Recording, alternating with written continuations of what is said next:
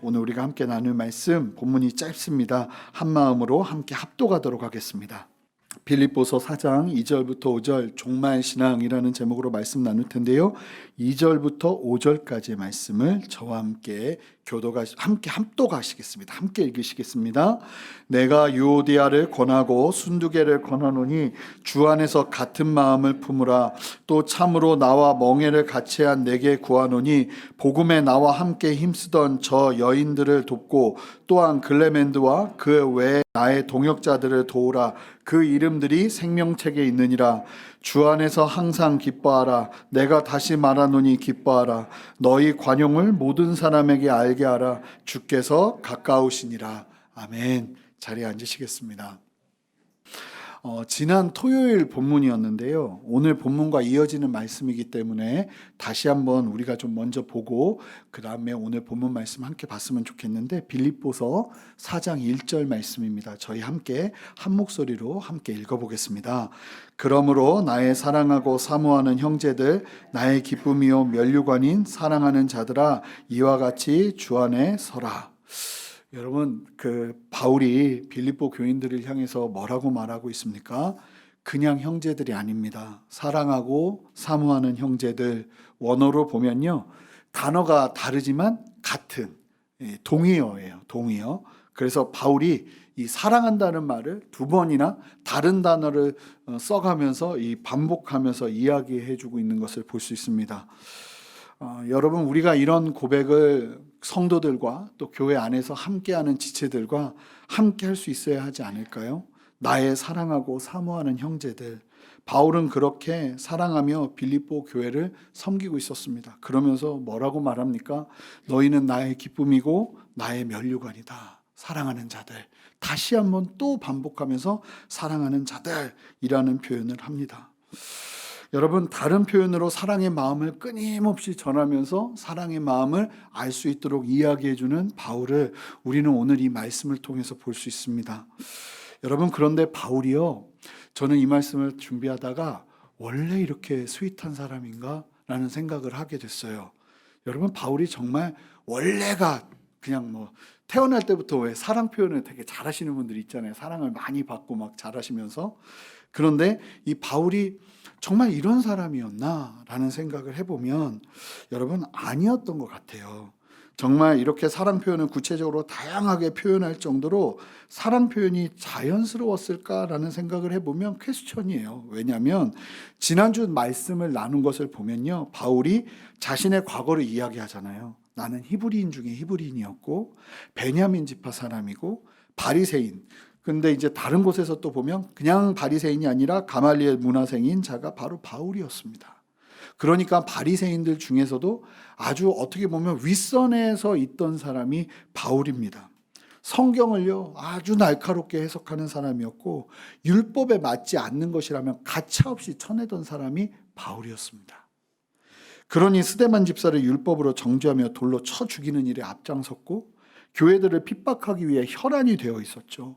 게다가 성향도 이 바울이요, 원래 성향은 보니까 한 번 아니다 싶은 사람은 가차없이 다시 보지도 않는 성향이 강한 사람이었던 사람이 바울이었던 것 같아요. 왜냐하면 1차 전도여행 중간에 아시는 것처럼 마가라는 사람이, 마가 다락방 그 주인 마가라는 사람이 1차 전도여행을 바울과 바나바와 함께 하다가 중간에 도망을 칩니다. 너무 힘들어서 도망을 칩니다. 그것 때문에 사실은 바울이 심히 고통스럽고 힘든 상태에서 갈라디아 산맥을 넘으면서 바울이 육신의 어려움을 굉장히 많이 겪어요. 그러니까 사실은 바울에게 있어서 이 마가가 굉장히 쉽지 않았죠. 마가의 그 사건이. 그러면서 바울이 막 심신이 약해져가지고 이 산맥을 건너다가 아주 심각한 병을 앓으면서 아주 고생을 많이 하거든요. 근데 아시는 것처럼 2차 전도여행을 해야 되는데 이 바나바가 또 누구를 데리고 왔습니까? 마가를 데리고 왔잖아요. 그랬더니 이 바울이 바나바와 아주 심각하게 싸우고는 자신의 고향 다소에서 독자적인 걸음을 걷게 됩니다. 여러분, 바울의 캐릭터 딱 나오는 거 아니겠습니까? 그런데 놀라운 사실은 오늘 말씀을 보면 정말 바울이 그랬을까라는 생각이 들 정도로 너무나 사랑 표현을 잘하고 사람들에게 사랑을 이야기하고 내가 얼마나 사랑하는지를 설명하고 말하면서 고백하는 바울을 보면서 여러분, 다른 것이 아니라 그가 예수님을 만나 주님의 뜻을 따라 살아가면서 또 귀한 교회들을 개척하고 섬기고 함께 관계하면서 분명한 변화를 경험한 것 아니겠습니까? 예수님의 은혜 안에서 사랑이 자신 안에 부어지는 것을 경험하지 않는 이상 바울은 이와 같은 고백할 수 없습니다. 우리가 주일에 말씀에서 본 것처럼 예수님이 내가 너희들을 친구로 삼고 내가 너희의 기도에 모든 것들을 다 응답해주고 그리고 너희들에게 수많은 열매를 맺게 하는 이유는 다른 것이 아니라 사랑하게 하기 위함이다 말씀하신 그 주님의 마음이 바울에게 충만하게 임한 것 아니겠습니까? 그러니까 기도 응답을 받으면서 많은 열매를 맺으면서 바울은 어디를 향해 갔냐면 사랑의 자리를 향해서 자신에게는 익숙하지 않은 자리라 할지라도 그 자리에 가서 사랑하고 또 사랑하는 자리에서 변화된 것이죠. 여러분, 나는 원래 무뚝뚝하고 사랑에 인색합니다. 이런 고백은요, 우리 성도님들에게는 맞지 않는 고백 같습니다. 물론 그럴 수 있습니다. 바울도 원래 그런 사람이 아니었을 거라는 겁니다. 바울 스스로도 아마 이 고백을 하면서 저는 막 상상이 되는 거예요. 이 상상이 좋은 상상인지는 모르겠는데 바울이 아니 막 이 서신서를 써 내려가면서 뭐 너희들은 나의 면류관이요 나의 기쁨이요 그러면서 사랑하는 자들아 또 사랑하고 사모하는 자들아 이런 고백을 하면서 바울이 이러지 않았을까요? 내가 이런 고백을 한다니 하는 생각을 하면서 서신서를 쓰면서도 스스로가 웃을 것 같아요. 예수님을 통해 변화된 것이죠. 여러분, 우리 안에도 이런 변화가 필요합니다. 주님이 이렇게 말씀하시잖아요. 그러면 이렇게 말씀하신 내가 되기 위해서 내 삶을 드리고 내 삶을 변화시키고 막 변화해 가는 거예요. 저도요, 변화가 필요합니다. 주님 안에서요, 한 걸음 한 걸음, 뭐 완벽한 자가 어디 있겠습니까? 이 바울을 보면서 아, 그렇구나. 바울은 인생의 말미에 이와 같이 사랑의 사도가 되었구나. 사랑하고 또 사랑하고 아무리 이야기해도 멈추지 않는 그 사랑의 표현들이 바울의 삶 가운데 일상이 되었구나. 그러니까 이게 표현하지 않는 사랑은 사랑이 아닌 거예요. 그래서 바울은요, 이 빌립보 교인들이 혹여나 오해할까, 혹여나 잘못된 생각을 할까 싶어서 사랑하고 사랑하는 나의 면류관이고 나의 기쁨 전부 아니겠습니까? 나의 전부인 너희들아 사랑하는 빌립보 교인들아 하면서 고백하고 있는 것입니다. 우리 안에도 이와 같은 사랑이 풍성하게 흘러갔으면 좋겠습니다. 자녀들에게 한번 얘기해 보세요. 너는 내 면류관이고 내 기쁨이야. 그러면 갑자기 왜 이래? 이럴 수 있습니다. 그럴 수 있지만 저희 애들이 요즘 갑자기 막 말씀 준비하다 은혜 받으면 막 그런 얘기 할 수 있잖아요. 그러면 갑자기 이러거든요. 그런데 이런 표현을 하는 겁니다. 사랑하는 사람들에게 그리고 내가 아끼는 사람들에게 내가 얼마나 아끼고 사랑하는지를 고백해 주면서 또 이야기하는 겁니다. 그러면서 여러분 우리도 변화되고 그 사랑 안에서 더 연합하고 하나 되는 거예요. 여러분 예수님 사랑에 부음받을 때 일어나는 이 자연스러운 열매를 함께 누리시는 저와 여러분 되었으면 좋겠습니다. 빌립보 성도들에게 이와 같이 사랑의 고백을 하면서 바울은요 아주 지혜롭게 이 빌립보 교회의 리더 2명을 이야기하면서 언급하면서 권고하는 내용을 이야기하면서 오늘 본문이 시작돼요. 우리 함께 2절 말씀을 함께 읽어보겠습니다. 함께 읽겠습니다. 내가 유오디아를 권하고 순두개를 권하노니 주 안에서 같은 마음을 품으라. 여러분 이런 표현은 바울 서신서에서 아주 이례적인 표현이라고 합니다. 그러니까 이렇게까지 자세하게 사람들의 이름을 언급해 가면서 칭찬은 하는데 이런 권면의 내용이 담겨있는 어떻게 보면 조금 부정적일 수 있는 느낌이에요. 지금 어떤 느낌이 유오디아하고 순두개가 사이가 안 좋은 느낌이 들죠. 그러면서 권면하는 글은 사실은 그 당시 시대적으로도 글이나 표현으로 이 안 좋은 내용을 이야기해서 언급하는 건 대부분의 사람들이 자제하고 피하는 것이 문화였습니다. 그런데 바울이 그럼에도 불구하고 특별히 여기서 권한다고 이야기할 때 그냥 유오디아와 순두개에게 권한다 이렇게 이야기하지 않고 유오디아를 권하고 순두개를 권한다 이렇게 이야기하면서 한 사람 한 사람에게 집중하여서 권면하고 있음을 강조하고 있습니다. 그만큼 유오디아와 순두개에게 신신당부를 하고 있는 거예요. 그런데 이 유오디아와 순두계는 여인의 이름이고 3절을 보면 또 여인들이라고 언급을 합니다.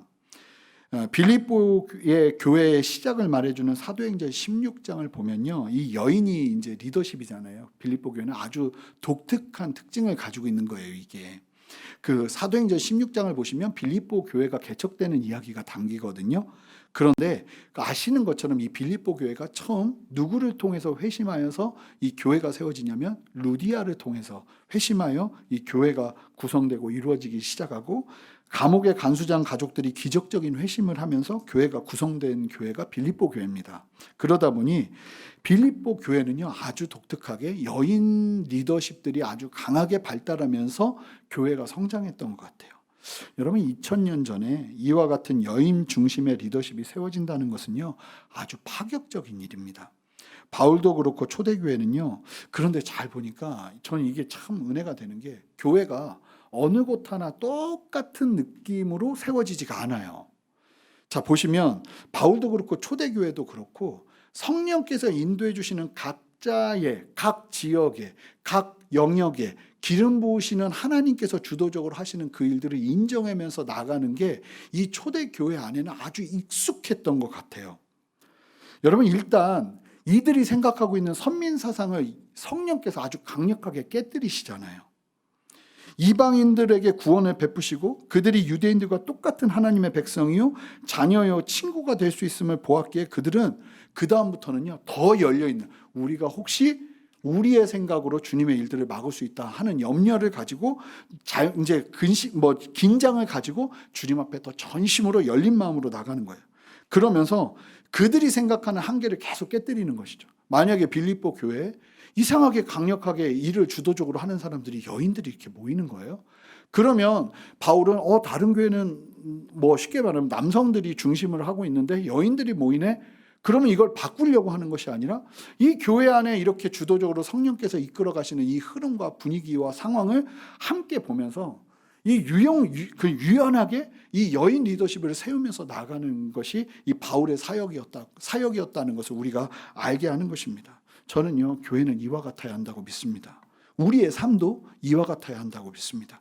모두가 같을 필요가 없고요, 각자의 특별한 성령 하나님의 인도하심을 따라 주어진 상황에 맞게 순종하며 나가는 것이 중요한 것 같습니다.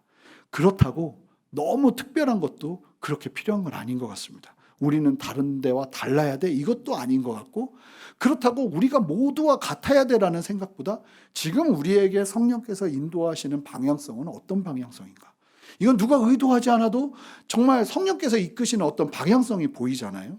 저희 교회도 처음 개척할 때 정말 우리가 의도하지 않아도 성령께서 이끄시는 방향이 보입니다. 그때 다른 교회는 이렇게 하는 데가 아니라 보니까 이 말씀을 보면서 만약에 우리 안에 이렇게 주도적으로 성령께서 이끌어 가시는 모습이 보인다면 내 삶 속에서 그 이끌어 가심을 인정해드리고, 그리고 성령께서 더 그렇게 역사하시고 일을 하실 수 있도록 우리가 순종하며 나가는 것이 필요하구나.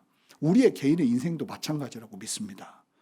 내가 다른 사람들과 똑같이 나가는 것이 아니라 내 삶을 하나님이 우리의 얼굴을 다 다르게 하신 것처럼 하나도 똑같이 살아가지 않게 하시고, 하나님이 내 삶 가운데 역사하시는 하나님의 그 독특한 인도하심과 이끄심이 반드시 있다는 거예요.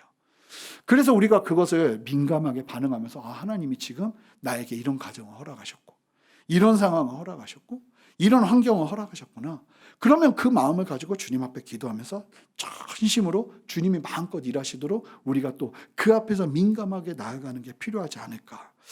빌립보 교회는 자연스럽게 여성 리더십들이 자리를 잡으며 교회의 일꾼들이 된 거예요. 그런 유오디아와 순두계에게 당부하는 권면이 무엇입니까? 같은 마음을 품으라는 겁니다. 원어적인 의미를 직역하여 보면 주 안에서 사랑으로 하나된 마음을 품으라는 말입니다. 여러분, 하나됨도 사랑의 기반임을 이야기하고, 그만큼 일을 열심히 하다 보니까 유오디아와 순두계가 이 사이가 안 좋아진 것 같아요. 그러니까 더 하나 되려고 이야기하는 것이죠. 그렇게 권면을 한 겁니다. 한번 상상을 해보세요. 이 에바브로디도를 통해서 이 빌립보 서신서가 이 빌립보 교인들에게 전달이 되거든요.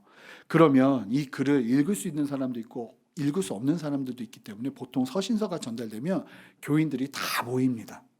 교인들이 다 모이고 아마 대부분은 가지고 온 사람이 전달자가 되어서 읽겠죠. 에바브로디도가 그 서신서의 내용들을 쭉쭉쭉 읽는데 갑자기 여기서 바울이 유오디아와 순두개를 언급하는 겁니다. 그러면서 권면하면서 한 마음을 품으라, 그 이야기를 들었을 때 두 사람의 마음이 어땠을까요? 아마 좋은 마음도 있었지만 정말 쉽지는 않았을 것입니다. 그리고 하나님께서 나에게 주신다는 마음도 있었지만 정말 어떻게 보면 정말 가슴이 철컥 내려앉았을 거예요. 근데 바울이요, 참 목자라는 생각이 드는 게 이게 참 배워야 될 점이에요. 바울이요, 그런 유오디아와 순두개를요 다른 방식으로 다시 격려하고 세우는 것을 보게 돼요. 자, 보시면 3절 말씀 읽어볼게요. 참 은혜가 많이 돼요. 3절 말씀 함께 읽어보겠습니다.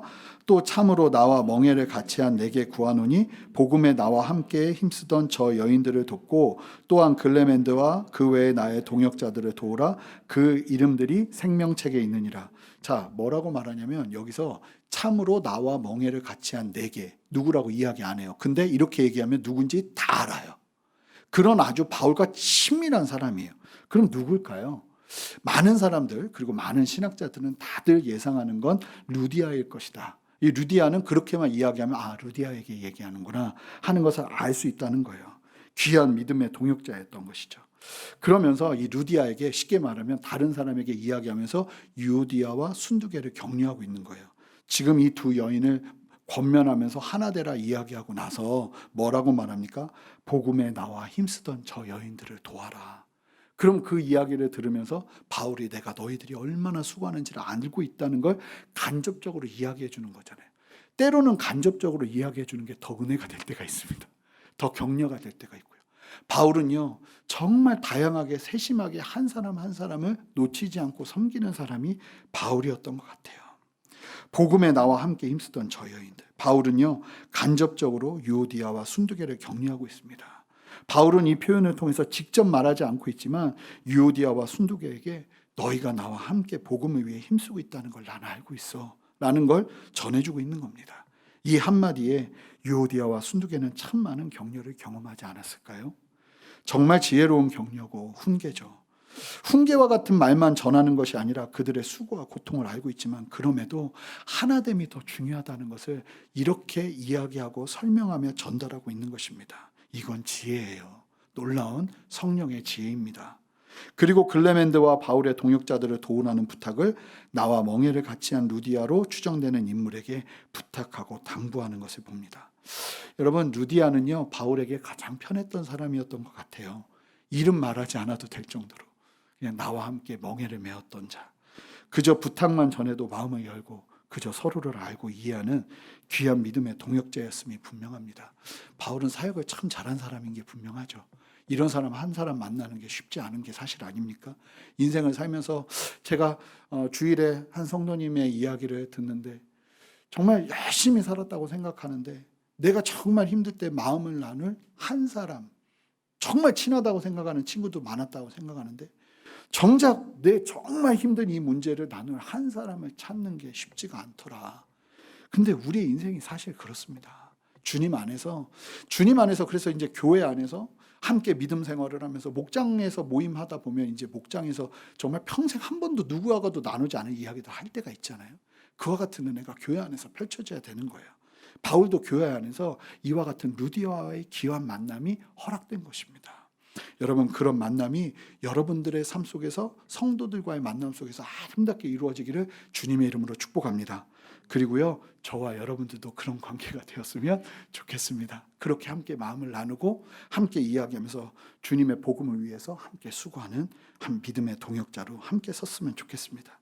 그러면서 이제 바울이 함께 권면하고 난 다음에 이제 아주 중요한 이야기를 하면서 이 빌립보 교인 전체에게, 처음에는 아주 몇몇 사람들에게 권면을 하고 나중에는 빌립보 교회 전체에게 하고 싶은 이야기를 하는 게 오늘 4절 5절 말씀이에요. 우리 4절 5절 말씀 함께 읽어보겠습니다. 주 안에서 항상 기뻐하라. 내가 다시 말하노니 기뻐하라. 너희 관용을 모든 사람에게 알게 하라. 주께서 가까우시니라. 두 가지를 명령하죠. 두 가지를 명령하는데 여러분, 이 4절 5절 조금 계속 좀 띄워주시면 좋겠어요. 이 두 가지를 명령하는 이유가 설명이 되잖아요. 자, 이유가 뭡니까? 주께서 가까우시니까 너희들은 이 두 가지를 열심히 해라, 이렇게 권면하고 있는 겁니다. 주께서 가까우신다는 건 뭘 의미할까요? 예수님이 다시 오실 때가 얼마 남지 않았다는 것입니다. 여러분, 바울은요, 종말의 긴장, 그것도 아주 임박한 종말의 긴장을 가지고 있었습니다. 이것을 오해해서 바울이 죽고도 2000년이 지난 지금도 예수님이 다시 오시지 않았는데 바울이 잘못 알고 오해하고 산 것이 아닌가라는 생각을 할 수도 있는데 절대 그런 게 아닙니다. 여러분, 건강한 기독교의 믿음 안에서, 신앙 안에서 종말은 주님 오실 그 근처, 언제가 종말이야, 이렇게 하는 게 종말이 아닙니다. 우리에게 있어서 종말의 개념은 예수님께서 부활하고 승천하시고 난 이후에 주님이 다시 오시는 그때가 언제일지 모르지만 그때까지의 모든 시간을 종말이라고 봅니다. 즉, 모든 성도들은 마치 내일 주님이 오셔도 부끄럽지 않을 정도로 그 긴장감과 주님 다시 오실 날을 바라고 소망하며 살아가는 삶을 사는 것이 필요하다는 것입니다. 여러분, 언제나 우리 안에 다시 오실 예수님에 대한 긴장을 가지고 이 땅을 살아가는 것이 필요한 것입니다. 그래서 예수님께서 마태복음을 보시면 24장에 아주 무서울 정도로 마지막 때에 어떤 일이 일어날지, 그리고 마지막 때에 어떠한 역사가 일어날지 아주 구체적으로 예를 들면서 이야기를 하시면서 말씀하시는데, 사실은 마태복음 24장을 잘 보시면 잘못 읽으면 되게 무서워요. 마치 막 정말 종말이 막 임할 것 같은 막 긴장이 들도록. 그런데 참 재밌는 것이 이 요한복음 24장 말씀을 쭉 나누시고 난 다음에 25장으로 넘어가면서 처음으로 하는 비유가 뭔지 아세요? 열처녀 비유예요. 열처녀 비유. 열처녀 비유가 어떤 내용입니까? 언제라도 찾아올 신랑을 대비해서 미리 기름을 준비하고 있으라는 거예요. 이게 종말의 시대를 살아가는 성도들이 살아가야 될 삶의 방향성이라는 겁니다. 언제라도 주님이 다시 오시면 부끄럽지 않을 수 있도록 기름을 준비하는 거예요. 근데 오늘 말씀 보면 어떻게 기름을 준비하는가에 대해서 도전하는 말씀이라고 볼 수 있는 거예요. 이게 기름 준비하는 게 전부는 아니지만, 여러분, 말씀은 항상 한 구절을 통해서 모든 걸 다 설명할 수 없잖아요. 한 부분을 설명하는 겁니다. 우리가 어떻게 기름을 준비해야 되는가. 여러분, 성경을 보시거나 아니면 메시지를 들으면서 갑자기 세기말 징조라고 해서 더 난리를 피울 필요도 없고, 그렇다고 해서 마음을 놓고 종말과는 무관하게 살아서도 안 된다는 사실을 먼저 기억하셨으면 좋겠습니다. 우리는 이 바울의 긴장, 긴박한 종말의 긴장을 건강하게 유지하고 있어야 돼요. 이때 중요한 것이, 그렇다면 긴박한 종말의 긴장을 가진 성도들은 무엇을 해야 되는가? 많은 사람들이 종말이다 하면 너무나 많이 두려워하고 하던 일을 멈추고 기도원에 들어가야 하나, 마치 당장 세상에 끝나는 걸 무서워하고 세상과 담쌓고 어디로 가야 되는 것 아닌가 하는 생각을 하는 분들도 많은데, 무엇보다 여러분, 종말의 메시지가 여러분들에게 두려움을 주고 공포를 주고 여러분들이 아무것도 하지 못하게 만든다면 그 종말의 메시지는 절대로 건강한 메시지가 아니라는 것만 기억하시기 바랍니다. 여러분, 두려움은요, 하나님께서 우리에게 주시는 게 아닙니다. 디모데후서 1장 7절은 원리와 같은 말씀입니다. 함께 읽겠습니다. 하나님이 우리에게 주시는 것은 두려워하는 마음이 아니요 오직 능력과 사랑과 근신하는 마음이니. 능력과 사랑과 근신하는 마음. 근신하는 마음은 뭐냐면요, 절제하면서 선하게 판단하는 건전한 마음입니다. 이런 마음을 하나님이 주시는 것이지, 그걸 보면서 내 삶을 절제하게 하지 두렵게 하지 않는다는 겁니다. 종말의 메시지로 두려움 가운데 있다면 그 메시지를 여러분 멀리 하시기 바랍니다. 바울은요, 주님 다시 오시는 재림의 때가 얼마 남지 않았으니 하던 일을 버리고 방에 들어가 숨으라고 이야기하지 않습니다. 두 가지를 도전합니다. 자, 4절 5절 말씀을 다시 읽어보겠습니다. 함께 읽겠습니다. 주 안에서 항상 기뻐하라. 내가 다시 말하노니 기뻐하라. 너희 관용을 모든 사람에게 알게 하라. 주께서 가까우시니라. 주 안에서 기뻐하라는 거예요. 내일 주님이 오실지 모른다는 긴장 속에서 우리 성도들이 목숨 걸고 해야 되는 게 뭐라는 거예요? 기뻐하는 거라는 거예요. 주님 오실 날이 얼마 남지 않았다고 말하면서 명령하는 두 가지면 이거 정말 중요한 것이겠죠. 그리스도인들에게 기뻐하는 삶은 그만큼 중요한 것입니다. 그러니 두려워하는 것과 정반대잖아요. 여기서 기뻐하라는 표현의 원어를 보면요, 어떤 상황과 환경 속에서도 기뻐하라는 강조가 담겨 있습니다. 다시 말하노니 기뻐하라고. 왜 이렇게 다시 말한다고 하면서 재확인차 표현을 반복하겠습니까? 지금 바울이 옥에 갇혀 있잖아요. 그리고 빌립보 교인들도 많은 어려움을 겪고 있는 것을 알고 있잖아요.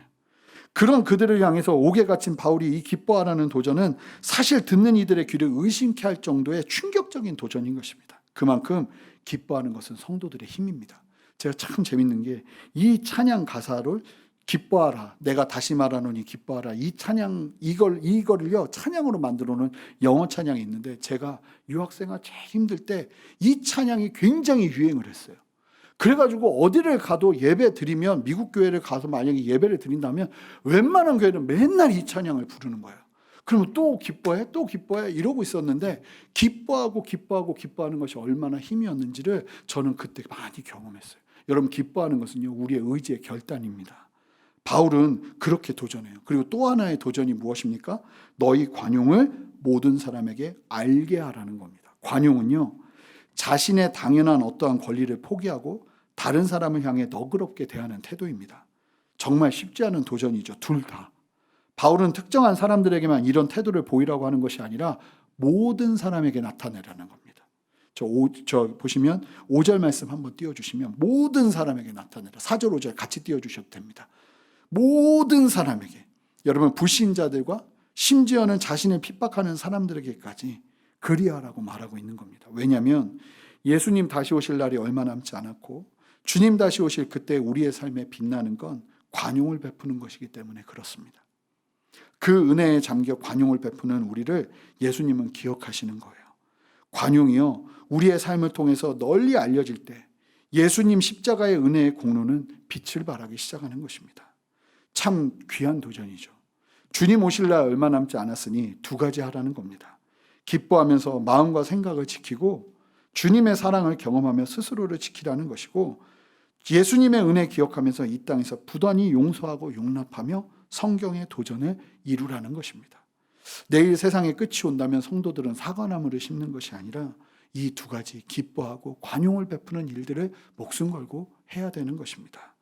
기뻐함과 관용을 행하는 삶, 이것이 회복되도록 이 아침에 기도했으면 좋겠습니다. 지금 내 삶의 기쁨은 사라진 것이 아닌가? 지금 내 삶의 인색함과 나에게 조금이라도 해를 끼치면 용서하지 못하는 그런 어떻게 보면 강한 마음들이 내 안에 여전히 살아있지는 않은가 돌아보면서 주님의 이 도전을 함께 주님 앞에 누리는 저와 여러분 되시기를 주님의 이름으로 축복합니다. 함께 기도하시겠습니다. 우리 함께 기도할 때 주님 이 말씀 기억하면서 주님 오실 날 얼마 남지 않은, 우리는 실제로 주님께서 말씀하신 그 경고의 말씀들을 대하면서 이제 정말 주님 오실 날이 얼마 남지 않았구나 하는 것을 시대적으로 느끼는 그 긴장을 갖게 되는 시대를 살고 있습니다. 그런 우리가 놓치지 말아야 돼. 하나님, 내가 기쁨을 놓쳤습니다. 하나님을 기뻐하는, 주님 안에서 항상 기뻐하는 이 기쁨을 놓치고 살아가고 있습니다. 수심과 근심과 걱정이 가득한 나의 인생 가운데 주님 다시 찾아오셔서 기쁨이 되어 주시옵소서. 하나님, 내 삶 속에 용납이 있기를 원합니다. 인색함과 용서하지 못함과 사랑하지 못함이 떠나가게 하시고 주님이 나에게 주신 십자가의 은혜 안에서 용납하고 기도하고 사랑하며 아버지는 주님의 마음으로 섬기는 우리 모두 되기를 원합니다. 주여 역사하여 주시옵소서. 그렇게 우리 주님 앞에 이 두 가지를 구하며 간절히 기도하며 나갑니다. 함께 기도하시겠습니다. 하나님, 우리 안에 역사하시는 주님의 이름을 높여드리고 주님을 찬양합니다. 성령이여, 우리 안에 말씀하시고 인도하여 주셔서 오늘도 이 아침에 우리에게 아버지 기쁨을 허락하여 주시고, 기쁨의 근원 되신 주님, 주님 안에서 항상 기뻐할 수 있는 참된 믿음을 허락하여 주시고, 오직 주님만을 바라보며 주님 앞에 나아가는 우리 모두 되게 하시기를 원하오니 성령이여 역사하시고 은혜 베풀어 주시옵소서. 하나님의 마음을 품게 하시고 하나님의 마음을 소유하게 하시고 아버지께서 주시는 담대함을 누리며 나아가는데 부족함 없도록 주여 역사하여 주시기를 원하오니 성령이여 말씀하여 주시고, 아버지 우리에게 기쁨의 근원 되시는 주님의 그 놀라운 생명의 기쁨을 누리며 아버지 이 땅에서 감사함으로 관용을 베풀며 나아갈 수 있는 은혜 허락하여 주시기를 원하오니 주여 역사하시고 함께하여 주시옵소서. 우리 안에 관용이 없고 우리 안에 기쁨이 없습니다. 주님이 아니면 우리는 한 걸음도 걸어낼 수 없습니다. 주님, 오늘도 이 시간 우리에게 역사하여 주셔서 하나님의 마음으로 전심으로 서는 우리 모두 될 수 있도록 주님 함께 하시고 역사하여 주시옵소서. 감사합니다 주님, 감사합니다 주님. 우리 두 번째로 기도할 때 우리 주님 안에서 이 바울이 변화되어 사랑을 고백하며 나가는 것처럼 하나님, 내가 사랑을 놓치지 않고 나아가기를 원합니다. 아버지, 이와 같이 지혜롭게 한 사람 한 사람들을 세울 수 있는 아버지 하나님 사랑의 사람이 되기를 원합니다. 세심한 사람이 되기를 원합니다. 배려하는 사람이 되기를 원합니다. 하나님, 변화시켜 주셔서 내 마음대로 내 뜻대로 나아가는 것이 아니라 하나님의 나라와 영광을 위해서 이와 같이 사랑하는 바울의 모습이 내 안에 있을 수 있도록 주여 역사하여 주시옵소서. 가족들에게, 직장 동료들에게, 내 삶에 함께하는 사람들에게 그와 같은 사랑을 전하는 우리 모두가 될 수 있도록 주여 역사하여 주시옵소서. 그렇게 우리 주님 앞에 사랑을 구하며 기도하며 나갑니다. 함께 기도하겠습니다. 하나님, 우리 안에 역사하시는 주님을 찬양합니다. 하나님, 은혜 베푸시고 함께하여 주셔서 아버지 하나님, 바울의 마음이 우리 안에 넘쳐 흐를 수 있도록 은혜 베풀어 주시옵소서. 아버지 하나님, 내 뜻이 이렇다 한다 할지라도 아버지는 혹여나 오해할까, 혹여나 사랑으로 대해야 되는 아버지 이 바울의 도전이 우리에게도 도전이 되어지기를 원합니다. 유오디아와 순게디를 아버지 하나님, 순디게를 아버지 하나님 정말 섬기며 나아가는 아버지 하나님 이 바울의 모습, 아버지 우리가 함께 본받게 하시고 사랑으로 빌립보 교인들을 대하는 모습 우리가 함께 본받게 하여 주셔서 주님의 마음으로 그 일들을 행하게 하시고 주님의 마음으로 하나 되어 나갈 수 있는 은혜와 역사를 허락하여 주시옵소서. 그렇게 새 일을 행하시는 주님을 찬양합니다. 믿음으로 하나 되게 하시고 주님의 마음으로 전심으로 나아가는 은혜 허락하여 주시기를 원하오니 주여 역사하시고 은혜 베풀어 주시옵소서. 우리 마지막으로 기도할 때 이 마지막 시대를 살아가는 우리들 안에 일어나는 잘못된 두려움들을 주께 올려드리며 기도하기를 원합니다. 여러분 아시는 것처럼 아버지 하나님께서 우리에게 주시는 것은 두려움이 아닙니다. 하나님은 언제나 우리에게 두려움을 주지 않으세요.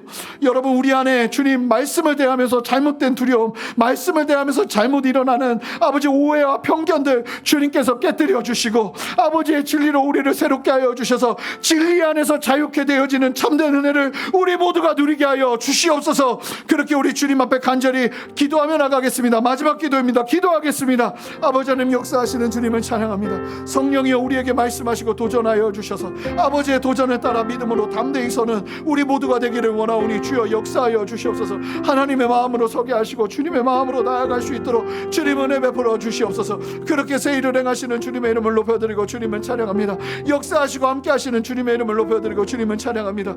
아버지 하나님, 말해도 말해도 부족함 없는 아버지 하나님의 그 사랑, 아버지 하나님 우리도 표현하며 주님의 마음으로 담대히 서기를 원합니다. 종말의 메시지를 대하면서도 두려움으로 대하지 않게 하시고 말씀을 대하면서도 아버지 하나님의 말씀을 온전하게 대하며 주님의 진리 안에 온전히 서는 아버지 우리 모두가 되기를 원합니다. 주여 역사하시고 은혜 베푸시고 함께하여 주셔서 그때마다 우리에게 필요한 주님의 말씀의 도전들, 아버지 하나님 주님 감동의 도전들 절대로 놓치지 않고 삶 속에서 누리며 승리하며 나아가는 우리 모두 될 수 있도록 주님 역사하여 주시옵소서. 함께하시는 주님을 찬양합니다. 하나님, 마치 우리의 인생 속에서 지도와 어떤 길을 갈 때 준비되어 있던 것들이 그 길마다 준비되어 있는 것처럼 이 말씀으로 우리를 그렇게 지금 이끌어 가주시는 주님을 찬양합니다. 마치 우리의 삶의 환경과 상황을 기다리고 알기라도 하셨다는 듯이 이 말씀으로 우리를 도전하시고 또 우리를 세우시는 주님의 그 신실하심을 찬양합니다. 하나님 말씀이 말씀하시는 그 바를 우리가 전심으로 살아낼 수 있는 힘과 능력을 오늘 이 예배 속에서 또 함께 기도하며 주님 앞에 전심으로 나아가는 시간들 속에서 누리는 우리 모두가 되기를 원합니다. 이 말씀 앞에 머무는데 그치지 않게 하시고 이 말씀을 가지고 씨름하며 주님 앞에 간구하며 살아낼 수 있는 우리 모두 될 수 있도록 은혜 베풀어 주시옵소서.